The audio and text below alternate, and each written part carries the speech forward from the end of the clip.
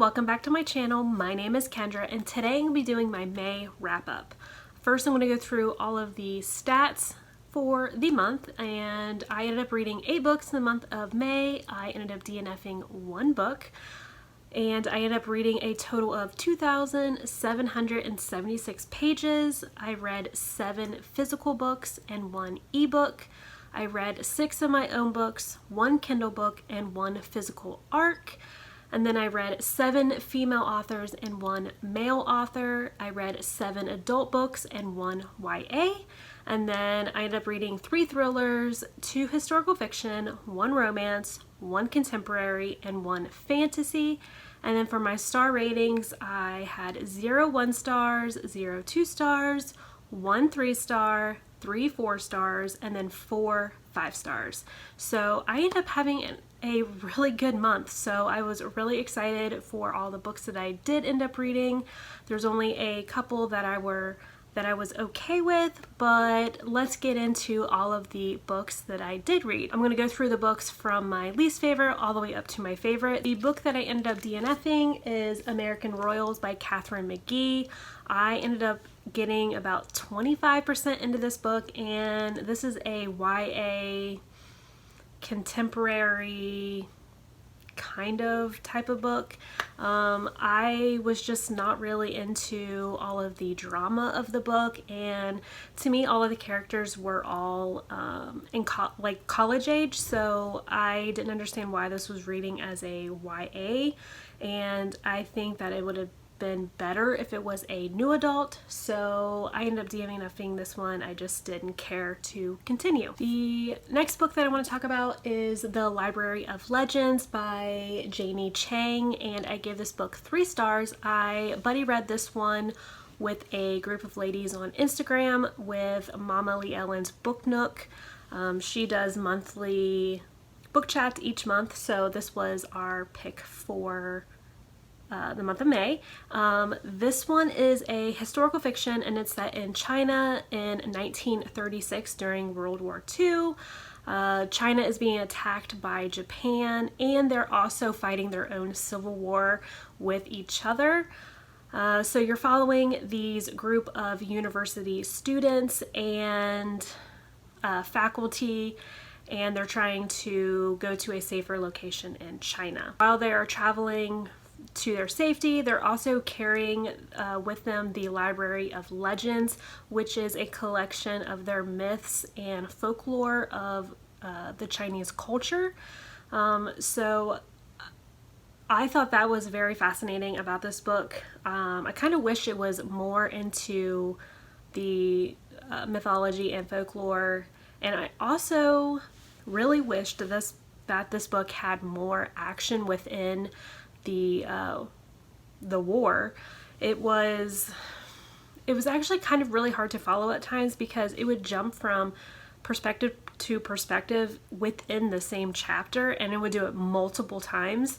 So it was just really hard to follow. I just didn't feel like there was enough action going on in this book. So I felt like if you were only following a couple of the characters, I felt like maybe you could have connected more with them and just been more emotionally involved with their life, but I just wasn't really following it, and I wasn't really enjoying it all that much.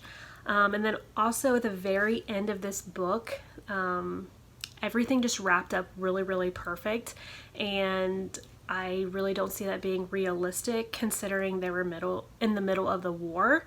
So I just wasn't really a huge fan of this book. The cover is absolutely gorgeous though, so I just wasn't really a huge fan of this book. The next book that I want to talk about is Things You Save in a Fire by Catherine Sinner. I gave this book 3.5 to 4 stars. This one is about Cassie. She is a female firefighter, and at the very beginning of this book, she is going to this banquet to get a prestigious award, and while she's getting this award, the guy that is giving her the award she has a past with, and she ends up knocking the crap out of this guy. So her boss tells her that she either needs to take a leave of absence or go to another fire station. Well, in the midst of all of this, she ends up getting a phone call from her estranged mother that she hasn't talked to in quite some time, and she tells her that she is going blind in one eye and would like her to come stay with her for a year to help her out. And she ends up going to do this because she needed to go to a different fire station, so she ends up moving in with her mother, and she goes to this new fire station. And when she gets there, she and this other guy, which is a rookie, ends up starting the same day as her, and she has an instant attraction to him. And mind you, she hasn't dated anyone since the guy that she hit the crap out of at the beginning of the book. So there's a lot going on in this one.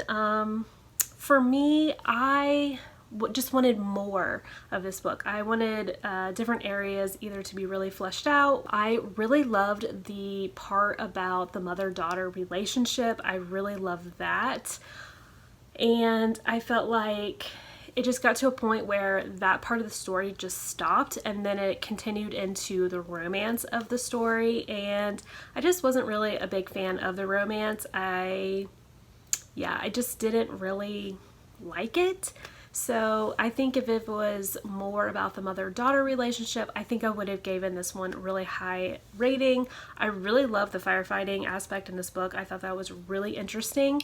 So overall, I just wanted more from this book. The next book that I want to talk about is The Paris Library by Janet Sisklin Charles, and this book was supposed to come out in June of this year. However, the date got pushed back to February of 2021, so this book won't be coming out for a while, but I ended up giving this one 4 stars, and this is a dual timeline set in World War II, and it is set in Paris. You're following this woman named Odalie, and she has always been fascinated with the Dewey Decimal System, and her dream job was to be a librarian. So when she gets older, she ends up actually getting a job at the American Library in Paris. And then during World War II, which is a set-in, they end up sending books to different soldiers for them to entertain themselves while they're out in the field. And then she is romantically involved with this police officer in Paris. And in the second time, you're following this younger girl named Lily in the 1980s, and she desperately wants to be friends with her neighbor Odalie, which is the same woman from the other timeline. And Odalie at this time is very isolated and doesn't really hang out with anyone, so she really just wants to befriend her and just know her story. So I really liked this book. I loved how it was set in dual timelines. I did not know that there was an actual American library in Paris, so I found that very fascinating. I learned so much about that, and I really loved how it was set in Paris as well. I just love Paris's atmosphere, their culture, and everything. I just find it very, very interesting. And I also really liked how the librarians would give books to the soldiers. I also did not know that was a thing, so I really, really liked that. And I really liked how the two different timelines would interconnect with each other. So you knew that the older woman was the same woman that you were following in the first timeline during the war, and I just really liked both of the timelines. I just felt like a lot of times I either like one or the other, but however, I really liked both of these really well, and I just really enjoyed this book, and I felt like I learned something while reading it, which I love to do when I read historical fiction. So if you are interested in libraries and World War II, I definitely recommend picking this one up. The next book that I want to talk about is The House of Salt and Sorrow by Aaron A. Craig. I ended up giving this book 4 stars, and I buddy read this one with Nicole at the Girly Girl Bookworm, and this is about Anna Lee. She is one of 12 sisters, and 4 of her sisters and her mother all passed away, so everyone in their town believes that their family is cursed. So after her last sister died, she suspects that she was actually murdered, and she tries to figure out what actually happened to her. So usually when a family member passes away, they have to mourn the death of that family member for a year. However, their stepmother decides that after this last sister that passed away, that they need to live their lives because they have been in mourning for many years now from how many deaths have been in their family. So they end up going to all of these grand balls, and they really love to dance. But however, Annalee just feels like something is off. So I really enjoyed this book. I was in the mood to read fantasy, so this one was a great book to pick up. I had a lot of fun buddy reading this one with Nicole. We literally talked like the whole entire time as we were reading this one, like justifying like, what is this, what is that, and we just really had a great time reading this one together. But I really loved how Annalee was a strong character, and I also loved how there was a mystery aspect in this book, so it really kept you guessing about what was happening. And I really loved how this book was very atmospheric. I just felt like I was actually there in their town, and I just loved it. So if you were interested in a fantastical, atmospheric fantasy, I highly recommend picking this one up. The next book that I want to talk about is Dear Wife by Kimberly Bell. I gave this book 5 stars. This is about Beth. She ends up leaving her abusive husband and she's on the run. And then you have Jeffrey. He comes home from a business trip and he finds out that his wife Sabine is missing. And then you're also following Marcus, which is the police detective who is helping with the case of Sabine being missing. So I loved this book so much. I loved all the twists and turns in this book. I loved how this book had 3 different perspectives and you were trying to figure out how they all intertwine together. I love that when there are different perspectives in mystery thrillers, because I love to guess about what happened or who's missing or who got killed, whatever. So I really like that in mystery thrillers. And I really liked the perspective of the police detective because I felt like the police investigation was more in front and you got to really experience that versus it being in the distance and it being more of like a drama, domestic type of book. So I really loved that about this one. So I definitely recommend picking this one up if you haven't already, and I'm really excited to read more of her books. The next book that I want to talk about is The Guest List by Lucy Foley. I gave this book 5 stars as well, and this one is set on a remote island off the coast of Ireland, and Jules and Will are getting married, and each member of their wedding party all have very deep secrets, and you slowly find out who got murdered and who did it. So this book, literally from the very beginning, you have no clue who got murdered and obviously who did it, so you're just wanting to get through this book to figure out who the heck is murdered so you can, you know, start figuring it out. So I really love this. It literally kept me guessing until the very end, and when I found out who it was and who did it, I was completely shocked. And okay, so when this book first came out on Book of the Month, I was like, nah, I don't want to read that. I'm going to pass on it. And then I ended up getting it in a swap group, and because everyone started talking about it, and then I picked it up, and oh my god, I'm so glad I actually read this one because this is probably one of my favorite thrillers of the year. Highly recommend if you haven't read this one yet. The next book that I want to talk about is My Favorite Souvenir by Penelope Ward and V. Keelan. I gave this book also 5 stars, and this was our Book Talks After Dark buddy read that I do with Shelby at Shelby Taggart Reads, and our guest host for the month was Cassidy at Cassidy Reads. So this one is about Hazel. She ends up getting dumped right before her wedding, so she ends up going on her honeymoon anyway, and her honeymoon is in Colorado. And she decides that she is going to leave early because she's just ready to go home.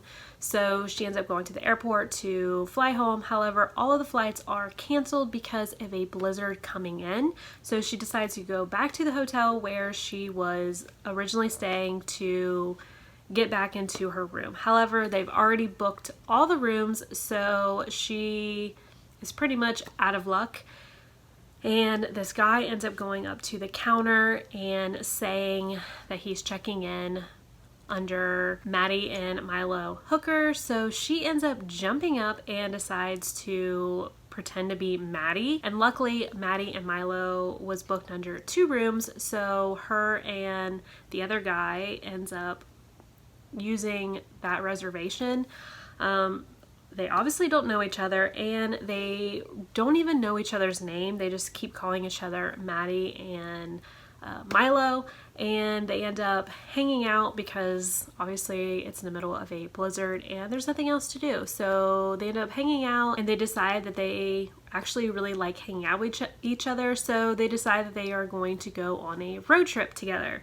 So this book was so much fun. I absolutely loved it. I loved how they never told each other's names throughout pretty much the whole entire book, and it was just so fun. I usually don't like road trip books at all, but this one was just so fun. And also, by looking at the cover, we all thought, like for Shelby and Cassidy, we all thought that this book was a summer read. No, it was set in Colorado during a blizzard, and yeah, the cover was very deceiving, but it still was so much fun. Absolutely loved it. I love the chemistry between the main couple. It was just so refreshing, and he was such a sweet guy.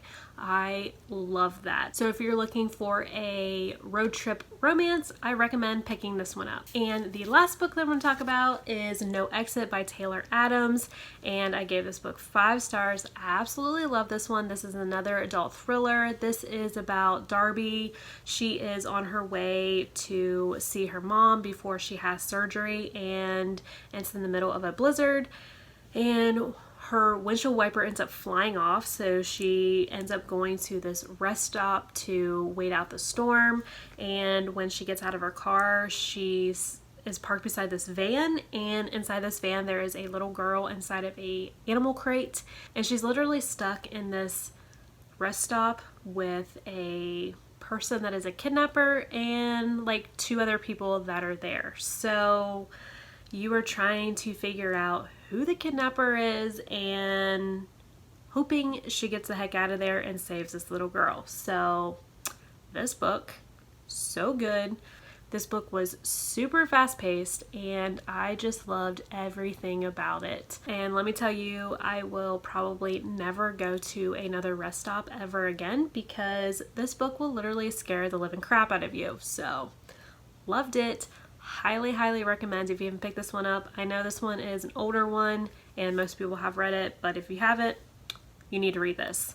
So those are all the books that I read in the month of May. I ended up having a really great reading month. Let me know in the comments if you've read any of these books and what you thought about them. And until then, I'll see you in my next video. Bye!